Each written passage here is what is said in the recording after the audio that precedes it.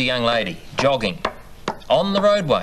A very dangerous thing to do, particularly on this roadway because there's a bus coming directly behind her and she knows that she's jogging at just half the speed of the bus, but she thinks she's perfectly safe. She thinks the bus will never run her over, and here's why she thinks that. If the bus is, say, 40 metres behind her, by the time the bus has covered 40 metres, she's 20 metres out in front. By the time the bus has covered 20 metres, she's 10 metres in front. When the bus goes 10 metres, she's 5 metres in front. When the bus goes 5, she's 2.5 in front.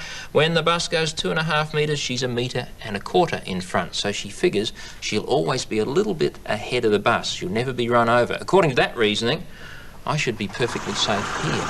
But there's something wrong with the reasoning, and while you work that out, I'm running sideways.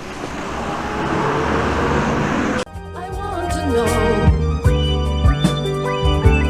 Curiosity.